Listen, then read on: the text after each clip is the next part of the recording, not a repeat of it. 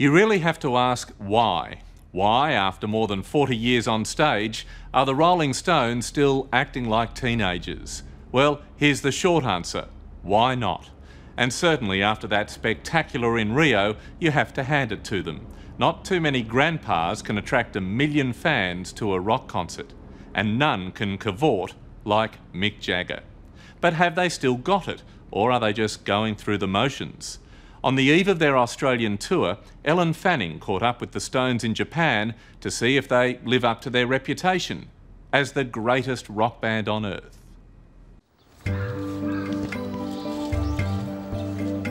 It's spring in Nagoya, time for a gentle walk through the Imperial Palace to find serenity among the cherry blossoms. But this week many younger Japanese have no such aesthetic pursuits on their minds because the Rolling Stones have hit town. I can't get no satisfaction!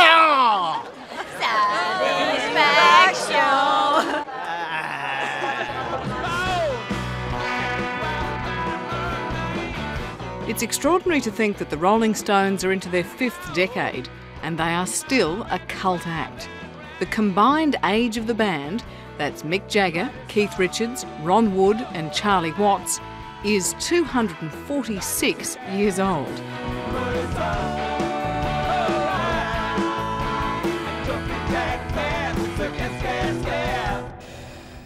Man, I'm bloody exhausted and I've only just come from Sydney I've to heard here. you're pregnant, is that true? Oh God, is that what it is? I thought it was Christmas and it wasn't going away. But if you can give a modicum of comfort to every 40 to 60 to 70-year-old man out there, do you ever wake up in the morning and feel stiff in all wrong places? No. Sorry, mate. I don't. He never ceases to amaze us, really. He runs 6 to 10 miles every night as well. This person that goes whizzing by me. And do you ever look at him and think, mate, you're going to put your back out if you keep that up? No, he does a lot of preparation as well. He's a worker. Worker and very fit, yeah. He's got no right to be at his age, has he? He should have a pot gut. He should... Shouldn't he? So should we all. But, we and you don't. Look at you. You're as thin as a whippet. You're twice as fast. You know, people say, why are you still doing it at your age? Why not? You know, let's see. You know, I mean, if somebody can come along and take over the crown or the mantle or whatever, cool. You know, I mean, it wouldn't stop me from playing the music or anything. It's. Can I look at your hands? Look at those hands. Now, they are a working man's hands. Yeah, aren't boxers have got better hands, baby. Yeah. Is that arthritis? A little bit of it, yeah, but it don't hurt. And No? no, it still works. So I hit that thing hard, you know. Yeah. Because they are the hands of somebody who's worked very hard. Yeah, I'm a hard-working man, you know. Seriously? Yeah, even when I'm asleep. Keith Richards is master of the guitar riff and the man many say is the musical conscience of the band. Together, he and Mick Jagger have created 500 songs, most of them good, some of them great. Anthems that cross over the centuries, continents and cultures. And do you get nervous? Is nerves still part of it? I doubt it. I've only got one, and some people get on it, you know. No, but there is, I mean, it depends what you mean by nerves. I mean, some people, nerves, they're all butterflies and all that sort of stuff. No, that don't come into it, but there is, at the same time, a sense of excitement. You've really got to, like, fly.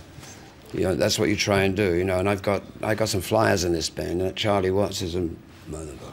Really? Mm-hmm.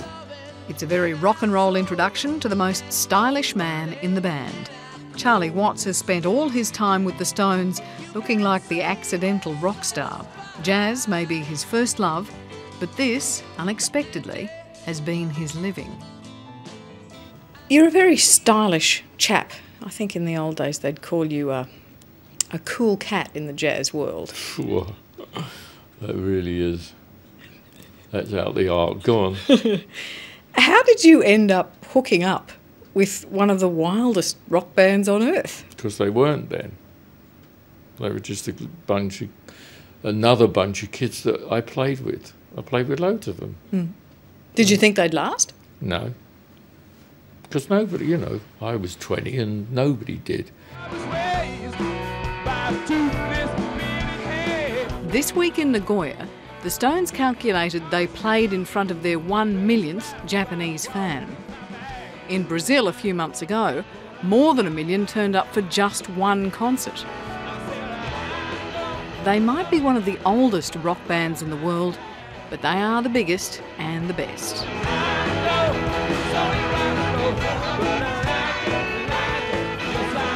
You know, you've been around so long. So long.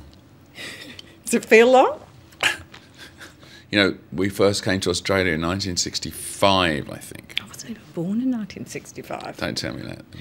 And what's at stake? Do you have to prove yourself every night? Oh yeah, every night you have to do your best to prove to yourself you've done your best for yourself. You know, you can't like let you set yourself a very high stump in serious now. You set yourself a certain standard, you know, that you want to reach every night. And obviously some nights are really, you think, oh, that was for some reason better than normal, but you never want to dip underneath a certain level. Other than the money, why keep doing it? Why not retire to a life of leisure? That sounds very boring. I think you do. I think that's when you just go. I think creative people don't really do that, you know. What they famously do is bicker. Keith Richards has slagged off at Mick Jagger's knighthood, compared his latest solo effort to dog excrement, and crudely attacked his manhood. He spent 4 decades cutting his oldest friend down to size. He's a funny one. On the one hand, he's an establishment figure, Sir Mick Jagger. All of that. Cricket, polo. And on the other hand, he presents as the rebel frontman. Yeah, he can fool you, can't he? Yeah, he's a conservative in every way except when he works. You know, it's a very, very conservative guy. You know, when he's shagging is another thing, but I wouldn't know. You know what I mean? How do you two stick together? You are We're in the same band. right. Well, you needn't be. Someone We needn't be, no. But we are, and we've been in the same band for a very long time. You sense the tension, but it's masked by the company line. But tell me about the relationship between Keith and Mick. How has that looked from... They're like brothers.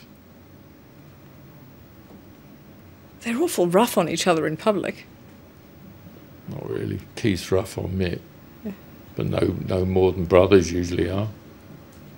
Well, I think they got over that many years ago now. It could get bad, and it did, but they've come out the other end of the tunnel now, and they're getting on like they did in the sandpit. When they were 4? But scratch the surface and look at what you find. You seem very forgiving of him when he says these things about you publicly, about your music and your solo album, about your knighthood, these sorts of things. The thing about Keith, well, I think I'm a very forgiving person, and he's, you know, shoots off his mouth when he's drunk, basically. So that's, you know, so you have to sort of forgive a lot of people that just shoot off their mouths. You never want to punch him? Oh, quite often. But, you know, I don't... And you never do? I never give in to physical violence with Keith because it doesn't really get you anywhere. Yeah. Well, he says that part of the key to it is that he's a forgiving guy and that you only say nasty things about him when you get drunk and shoot your great, mouth that's out. his version, is it? Yeah, okay, flip the coin. You know, I ain't going to say no more. Yeah. Does it make you mad or you just shrug your shoulders? No, it's... you know, Mick's Mick, you know, I mean, and he's always going to be like that about me. But if he thinks he's a forgiving guy, I forgive him. He presents as a sort of sozzled pirate. Is he really a sozzled pirate? I don't know if his seafaring abilities are really up to scratch, to be honest. And the sozzled part where you said it, I didn't. You've known him for a long time. Do you think you love him? Love. Yeah. Love between men. Love between sozzled pirates, you mean? Yeah. This is a way to go. I was saying to him, you present as a slightly sozzled pirate. And well, slightly is a bit of an insult. Is it an insult? Are you even a bit sozzled? Because how can you play the guitar like that? It depends. what's in it what's in depends. there? That's a nuclear waste. A nuclear waste? Yes, that's vodka and orange soda. Yeah. How strong's the vodka? Can I have a No, sniff? you have a sip. You know, Well, I don't can't do the really. baby any good. Probably don't want the lithium. Keith Richards is the world's most famous drug addict. Through the years, he's smoked, drunk, snorted and shot up everything. Today, only the cigarettes and the grog are left. Well, let me say, don't try that at home. But everybody's different, you know. I mean, yeah, I went through all of that, and so you go through it. I mean, it's not pleasant. It's you know, I got bored being a junkie, actually. Yeah. Every band member has waged their personal war on drugs. It took Mick 25 years to get clean. Even Charlie Watts, who resisted during those early halcyon days, succumbed during a midlife crisis in the 1980s.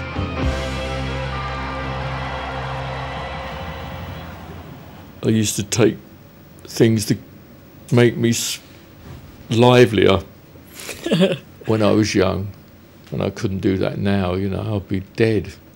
Because there's a theory that you've all had your demons and you've all fought and overcome your demons in a way to save the band. Yeah, I think subconsciously as well as consciously we all have a huge percentage of let's save this institution, yeah. I can't get no satisfaction. I can't get no satisfaction. On stage, they're inspired, appropriately enough, by American blues legends who played well into their 80s. They may still bicker and struggle to behave like grown-ups, but when you want to know how on earth they keep going, their answers range from the gym to the bedroom. I've got this trainer, right? He doesn't really work me very hard, and I always worry that I'm not working hard enough, because I never feel stiff from the training, you know. And some friends of mine, they go in the gym and they go, oh. I said, you're overdoing it, you know. So don't overdo it, that's what I say. I don't know, I suppose keeping yourself in shape, really. To do what I do, to do what Mick does, he needs to do that as well. Now, the two reprobates will be, you'll have to ask Mick, you'll have to ask Keith and Bonnie what they do, but they have another version of physical fitness. What's he talking about? He said to ask you. Probably sex. And no, I do my light Tai Chi exercises and I don't think that's what he meant. a few stretches. Depends what you're pulling on, I suppose. I can vouch for the sex, I'm his wife. I was going to say, is anybody in this room your wife? Yeah, me. Oh, good for you. Have a smile at that camera. But thanks, guys, and thank you. Lovely to meet you. That was lovely. Good for you. And he's going to be 60 next year, by the way. Is he? Said Well, 2. yeah, well, I'm not. Oh, I see. My birthday until June. Come June on, you're 1st. 60 next year. Thanks, guys. Hello, I'm Tara Brown. Thanks for watching 60 Minutes Australia. Subscribe to our channel now for brand new stories and exclusive clips every week. And don't miss out on our extra minutes, segments and full episodes of 60 Minutes on 9now.com.au and the 9Now app.